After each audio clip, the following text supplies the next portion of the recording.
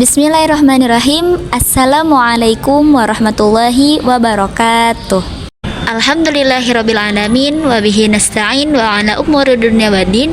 Wassalatu wassalamu ala asyrafil anbiya wal mursalin wa ala alihi wa sahbihi ajma'in, amma ba'du. Allahumma inna nas'aluka bismikallahil a'zam jalla jalaluka bihaqqi murabbi ruhina wa mursyidina Syekh Akbar Muhammad Fatur Rahman damat barakatuhu wa ta'ala umruh Antunawwira qulubana binuri ma'rifatik wa tuharrika qulubana binari ishqika ya arhamar rahimin. Amin amin ya rabbal alamin. Perkenalkan, saya Eka Diva Anggraini bersama teman saya Najwa Aulia Syafira. Kami dari kelompok 1 mata kuliah Manajemen Pendidikan Islam akan memaparkan hasil diskusi kami yang berjudul Konsep Administrasi Pendidikan. Apa sih konsep administrasi pendidikan itu sendiri? Administrasi pendidikan merupakan perpaduan dari dua kata, yaitu administrasi dan pendidikan. Secara bahasa, administrasi berasal dari bahasa Latin yang terdiri dari ad dan ministro. Ad mempunyai arti kepala dan ministro berarti melayani, yaitu diartikan bahwa administrasi merupakan pelayanan atau pengabdian terhadap objek tertentu.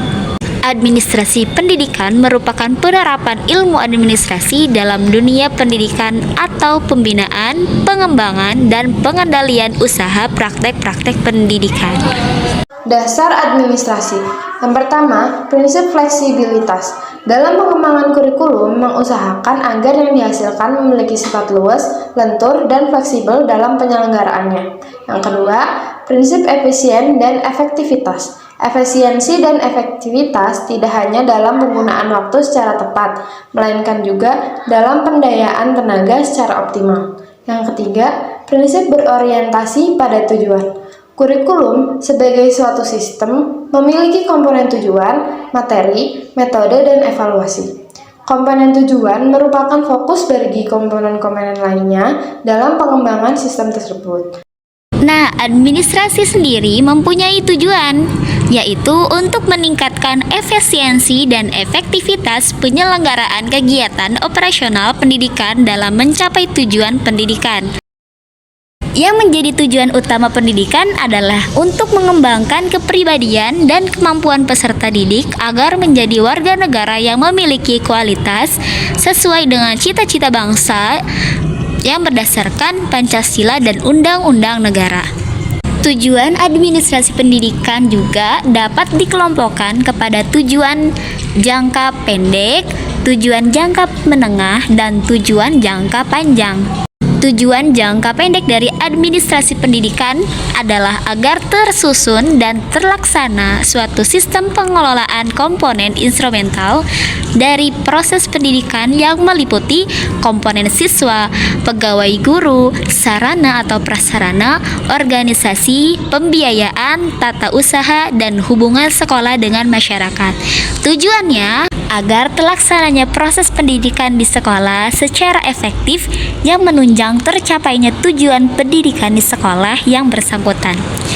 Tujuan jangka menengah yaitu mengarah kepada pencapaian tujuan institusional setiap jenis, jenjang, serta program pendidikan. Sedangkan tujuan jangka panjangnya yaitu diarahkan untuk mencapai tujuan pendidikan nasional yang berdasarkan Pancasila atau Undang-Undang Negara Republik Indonesia.